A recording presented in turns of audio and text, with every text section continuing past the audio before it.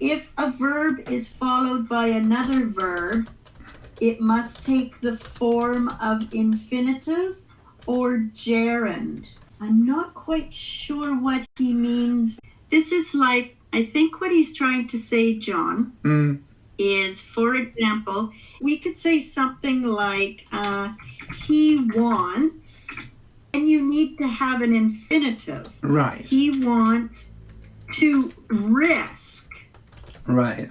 Well, now, if I'm going to use another verb type, planning, to suggest, going, blah, blah, blah. Yeah, Okay, yeah, now, yeah. obviously, this sentence is word salad. It makes no sense at all. But that's the idea. Want requires an infinitive. Risk requires a gerund. Right. Plan requires an infinitive. And on you Yeah. go. Okay. Now, I'm thinking more. You got something like, I like watching the children play. Okay. As against, I like to watch the children play. Now you get quite a lot of verbs that follow this I like watching. For example, I hate watching, I love. Okay, you get this kind of area of, then you get I hate to. Okay, and I love to. Sure. So these verbs can take a gerund or an infinitive. Right. And there's a really small difference.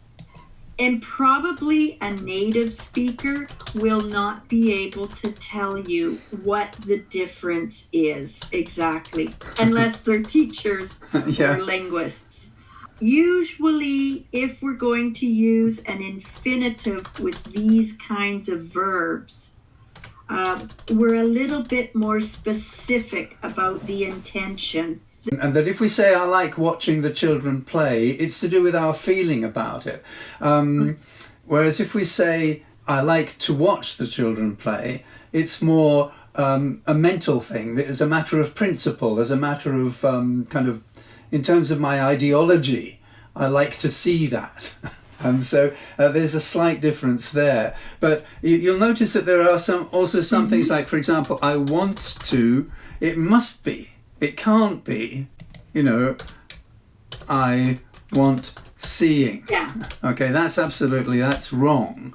So again, that fits. No, you can't do that. So that fits with the general explanation of, I want to do it, and again, that's a mental thing. And the idea that mental things, or things that come from a kind of the cerebral area of the brain area, and verbs of command like I demand to. Okay, again, you can't say I demand seeing. No. Is wrong. So we've got this kind of pattern in that sense. I'd like to say that we can have 3 different types where you can take in group number 1, both gerund or infinitive. Right. And there's really a little change in meaning. It's not very big. Right. Then, and we have verbs there like, hate, love, okay? Yep. In number 2, as you said there, want and demand. These ones require one or the other, and that's it. It either takes a gerund or it takes an infinitive. Right. So, right. for example, want needs the infinitive. Enjoy needs the gerund. Yeah. And you have a list there of possibly 200 words. Whereas in number 1, I would say the list is anywhere from 12 to 20 verbs. Here it's just infinite, right? It's really, really big. Right. Then you've got group 3, which we didn't talk about.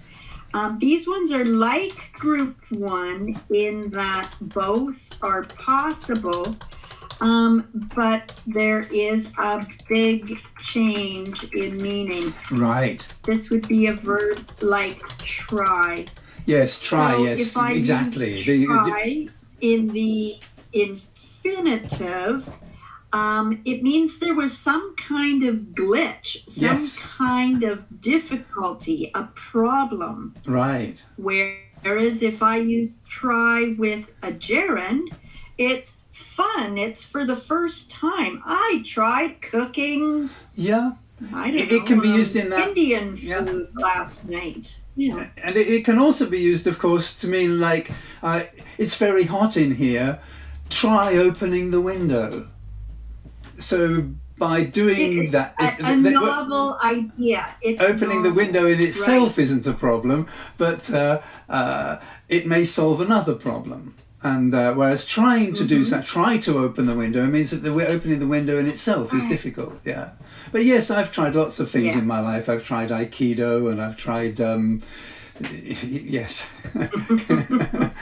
with various degrees of success, like cooking pizza. Yeah, and things we all like that. do, don't we? Yeah. We try doing something. We And we again, give it this a one, go.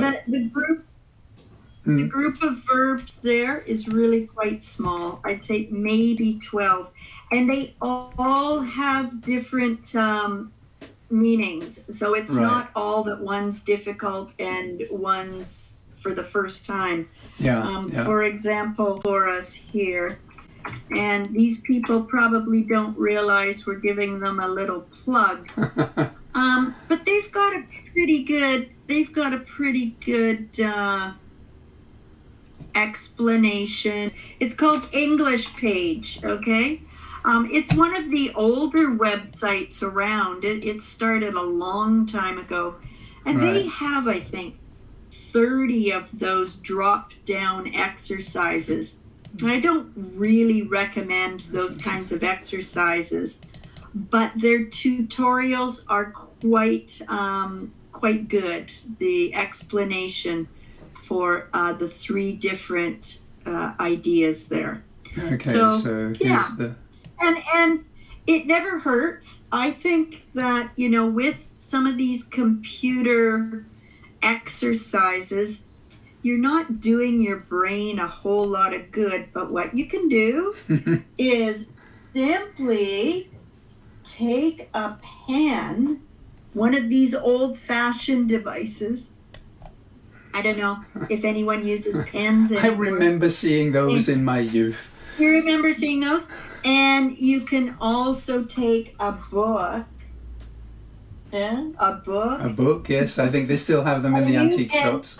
Write the exercises out, which is really good food for your brain. Yeah, Rather than just going click, click, click, click, write it out. Write the sentence out. It's yeah. perfectly excellent It'll stick with you better. exercises Yeah. for you. It'll stay with you far longer than click, click, click. Right. Good. I So think your weather has cleared up, John, because I can see your you image think now. people are seeing things better. Yeah, it was Yeah. the rain was earlier on, but my wife was complaining about a poor connection a little while ago. Okay. Okay, so